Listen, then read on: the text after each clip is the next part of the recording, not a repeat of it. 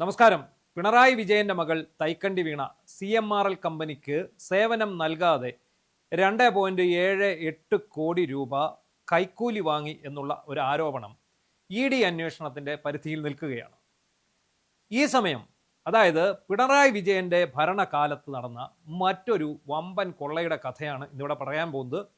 ഇത് നടന്നത് CPIയുടെ മന്ത്രിയായിട്ടുള്ള ക്ഷീരവികസന മന്ത്രിയായിരുന്ന ചിഞ്ചു റാണിയുടെ വകുപ്പിലാണ്. ക്ഷീരവികസന വകുപ്പിൽ ഒരു പോർട്ടൽ, അതായത് ഒരു വെബ്സൈറ്റ് ചെയ്യുന്നതിനായി 60 ലക്ഷം രൂപ ചെലവഴിച്ചു എന്നുള്ള ഒരു വിവരാവകാശ രേഖയാണ് പുറത്തു വന്നിരിക്കുന്നത്. കഥ ഇങ്ങനെയാണ്. അടൂർ കടമ്പനാട് സ്വദേശിയായിട്ടുള്ള പ്രാദേശിക മാധ്യമ പ്രവർത്തകനും ക്ഷീരകർഷകനുമൊക്കെ ആയിട്ടുള്ള അരുൺ സുദർശൻ ഒരു വിവരാവകാശം ക്ഷീരവികസന വകുപ്പിൽ നൽകുന്നു. ക്ഷീരവികസന വകുപ്പിന്റെ ഔദ്യോഗിക പോർട്ടലായിട്ടുള്ള kshree.government.in എന്ന് പറയുന്ന ആ പോർട്ടല് നിർമ്മിക്കുന്നതിന് എത്ര രൂപ ചെലവഴിച്ചു എന്നാണ്. അരുൺ എന്ന് പറയുന്ന ആൾ, അരുണ് ഒരു ക്ഷീരകർഷകനും ഒരു പ്രാദേശിക മാധ്യമ പ്രവർത്തകനേക്കാൾ ഉപരി അദ്ദേഹം ഒരു വെബ് ഡിസൈനർ കൂടിയാണ്. ഏത് തരത്തിലുള്ള വെബും ഡിസൈൻ ചെയ്യാം, അതിന് എത്രത്തോളം രൂപ ചെലവ് വരും എന്നതിനെക്കുറിച്ച് പ്രാഥമിക അറിവ് ഉള്ളയാളാണ്. അദ്ദേഹം നൽകിയ വിവരാവകാശ രേഖയ്ക്ക് കിട്ടിയ മറുപടി കണ്ട് അരുൺ പോലും ഞെട്ടിപ്പോയി. കാരണം 59,77,600 രൂപ. 5,000 രൂപയ്ക്ക് ചെയ്യാവുന്ന പോർട്ടലുണ്ട്, 10,000 രൂപയ്ക്ക് ചെയ്യാവുന്ന പോർട്ടലുണ്ട്, 50,000 രൂപയ്ക്ക് ചെയ്യാവുന്ന പോർട്ടലുണ്ട്, അങ്ങനെ മുന്നോട്ട് പോകും. പക്ഷേ ഇത്തരം 60 ലക്ഷം രൂപയ്ക്ക് അടുത്ത് വരുന്ന ഒരു പോർട്ടൽ, അതിനെക്കുറിച്ച് താൻ ആദ്യമായിട്ട് കേൾക്കുകയാണെന്ന് പോലും അരുൺ സുദർശൻ പറയുന്നു. ഏറ്റവും രസകരമായ കാര്യം, ഇത് ഒരു വിവരാവകാശ രേഖയാണ്. ഈ വിവരാവകാശ രേഖയിൽ പറയുന്നത് ഈ പോർട്ടൽ ചെയ്യുന്നതിന് വേണ്ടി 60 ലക്ഷത്തിനടുത്ത് പണം കൈമാറി എന്നാണ്. ആ പണം കൈമാറി എന്ന് ഒരു വിവരാവകാശ രേഖയിൽ പറയുന്നു. ഇതേ സംശയം ദൂരീകരിക്കുന്നതിന് വേണ്ടി മറ്റൊരു വിവരാവകാശ അപേക്ഷ വേറൊരാളെ കൊണ്ട് അരുൺ കൊടുപ്പിക്കുന്നു. അതിൽ പറയുന്നത്, ഈ വിവരാവകാശ രേഖയിൽ പറയുന്നത്, അങ്ങനെ ഒരു പണം കൈമാറിയിട്ടില്ല, പക്ഷേ ഇത്രത്തോളം പണം ഇതിനായിട്ട് വകമാറ്റി എന്നുള്ളതാണ്. ഈ ക്ഷീരശ്രീ വെബ്സൈറ്റ് തയ്യാറാക്കിയത് സർക്കാരിൻ്റെ നിയന്ത്രണത്തിലുള്ള കേരള ഡാറ്റാ സെൻ്ററാണ്. എന്നാൽ ഇതിനുള്ള ഈ കരാർ നൽകിയത് നാഷണൽ ഇൻഫോർമാറ്റിക് സെൻറ്റർ അഥവാ NIC എന്ന സ്ഥാപനത്തിനാണ്.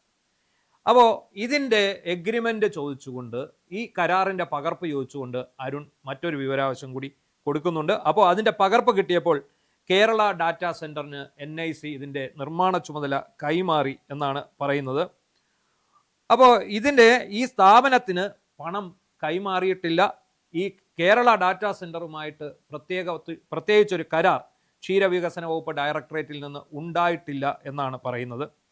2021 ഡിസംബർ 1 തുടങ്ങിയ വെബ്സൈറ്റ് ക്ലൗഡ് ഹോസ്റ്റിംഗ് വിഭാഗത്തിൽപ്പെട്ടതാണെന്നും ക്ഷീരവികസന വകുപ്പിന്റെ ആവശ്യപ്രകാരം 1130 GB space Kerala data centre അനുവദിച്ചിട്ടുണ്ടെന്നും ഈ വിവരാവകാശ രേഖയിൽ പറയുന്നുണ്ട്. ഇത് ടെക്നിക്കലായിട്ടുള്ള കാര്യങ്ങളാണ്. അപ്പോൾ ഇത്രയുമൊക്കെ വരുന്ന ഒരു വെബ്സൈറ്റിന് ഏറി വന്നാൽ 50,000 രൂപയിൽ കൂടുതൽ ചെലവാകില്ല എന്നാണ് വെബ് ഡെവലപ്പർ കൂടിയായിട്ടുള്ള അരുണിൻ്റെ വാദം. അത് ഏറെക്കുറെ സത്യവുമാണ്. കാരണം അദ്ദേഹം ഈ വിവരാവകാശം കൊടുത്തതിന് പിന്നാലെ വലിയ രീതിയിലുള്ള ഒരു സ്വാധീനിക്കാനുള്ള ശ്രമം അദ്ദേഹത്തിന് ഉണ്ടായിട്ടുണ്ടായിരുന്നു. അദ്ദേഹം പറയുന്നുണ്ട്, ഈ CPIയുടെ പലവിധ നേതാക്കളും അദ്ദേഹത്തെ ബന്ധപ്പെട്ടു. ഇത് സംബന്ധിച്ച് വിവരാവകാശ രേഖയിൽ എടുത്ത വിവരങ്ങൾ നിങ്ങൾ പുറത്ത് കൊടുക്കരുത് എന്നൊരു സമ്മർദ്ദം പോലും അദ്ദേഹത്തിനുണ്ടായി. ഒന്ന് ആലോചിച്ച് നോക്കുക, 59.77 ലക്ഷം ആണ് ഈ വിവരാവകാശ രേഖയിൽ പറയുന്ന പ്രകാരം ഒരു വെബ് ഡെവലപ്പ് ചെയ്യാൻ കൊടുത്തിരിക്കുന്നത്. ഇത് ആര് കൈപ്പറ്റി? ഈ പറയുന്ന പണം കൊടുത്തിട്ടില്ല എന്നൊരു വിവരാവകാശ രേഖയും കൊടുത്തു എന്ന് മറ്റൊരു വിവരാവകാശ രേഖയും പറയുമ്പോൾ യഥാർത്ഥത്തിൽ പണം കൊടുത്തിട്ടുണ്ടോ, ഇത് കൈപ്പറ്റിയിട്ടുണ്ടോ എന്നുള്ളതിനെക്കുറിച്ചുള്ള വ്യക്തമായ മറുപടികൾ ഇവർ നൽകാൻ തയ്യാറാകുന്നില്ല എന്നുള്ളതാണ് ഏറ്റവും പ്രധാനപ്പെട്ട കാര്യം.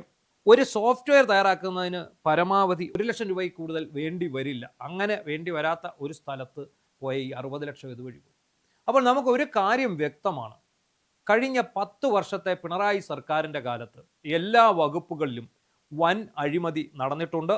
ഈ ക്ഷീരവികസന വകുപ്പിൽ തന്നെ ഒരുപാട് അഴിമതികൾ നടന്നതിൻ്റെ വിവരാവകാശ രേഖകൾ മുൻപ് ഞാൻ തന്നെ പുറത്ത് എടുത്തിട്ടുണ്ട്. കാരണം പല പദ്ധതികളും ഇവർ പ്രഖ്യാപിക്കുകയും ചിലർക്ക് മാത്രം അത് നൽകുകയും മറ്റു ചിലർക്ക് അത് നൽകാതിരിക്കുകയും ചെയ്തു. ഇപ്പം നമുക്ക് ഈ വിവരാവകാശം തന്ന അരുണിന് പോലും അത്തരം ഒരു പദ്ധതിയിൽ പെട്ട് ലക്ഷങ്ങൾക്ക് കടക്കണിയിലായ ഒരാളാണ്. അദ്ദേഹം ഒരു മിനി ഫാം അദ്ദേഹത്തിൻ്റെ വീട്ടിൽ സ്ഥാപിക്കുന്നതിന് വേണ്ടി ഇവർ അനുമതി കൊടുത്തു, ക്ഷീരവികസന വകുപ്പ് അനുമതി കൊടുത്തു.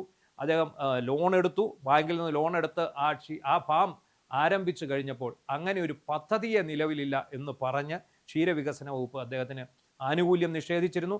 ഇത് സംബന്ധിച്ചൊരു വിവരാവകാശ നിയമപ്രകാരം ഞാനൊരു അപേക്ഷ നൽകുകയും അതിൽ കുറേ പേർക്ക് ഈ പദ്ധതി പ്രകാരം കേരളത്തിൽ അങ്ങോളം ഇങ്ങോളം ഈ പദ്ധതി പ്രകാരം പണം അനുവദിച്ചിട്ടുണ്ട്. പക്ഷേ അരുണിനെ പോലെയുള്ള ഏതാനും ചിലർക്ക് അനുവദിച്ചിട്ടുമില്ല. ഒടുവിൽ സബ്സിഡി കൊടുക്കാം എന്ന് പറഞ്ഞായിരുന്നു അവർ പറ്റിച്ചത്.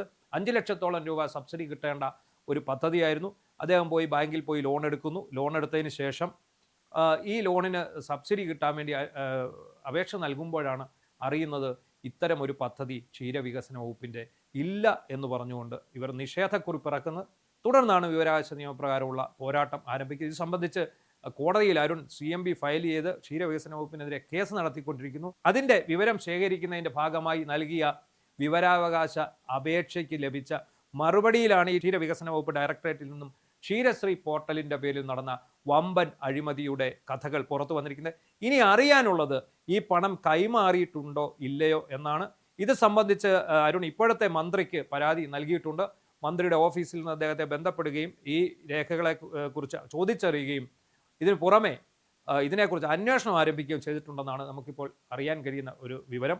എന്താണെങ്കിലും ഈ കഴിഞ്ഞ 10 വർഷത്തിനുള്ളിൽ നടന്ന കോടികളുടെ അഴിമതിയിൽ ഒരു ചെറിയ അഴിമതി മാത്രമാണ് ഈ ക്ഷീരശ്രീ വെബ്സൈറ്റ് നിർമ്മിക്കുന്നത് സംബന്ധിച്ച് അഴിമതി ഉണ്ടായിരിക്കുന്നത്. ഒരു വെബ്സൈറ്റിന് 60 ലക്ഷം എന്ന് കേട്ട് ഞെട്ടിപ്പോകരുത്. കാരണം ഇവിടുത്തെ പല പ്രമുഖ മാധ്യമങ്ങളുടെയും വെബ്സൈറ്റുകൾക്ക് പോലും ഏതാണ്ട് 50,000 രൂപ അല്ലെങ്കിൽ 1 ലക്ഷം രൂപ മാത്രമാണ് ചെലവഴിച്ചിരിക്കുന്നത്. ഇത് ഓരോ വർഷവും പുതുക്കിയാൽ പോലും ഇത്രയും അധികം തുക വരികയില്ല.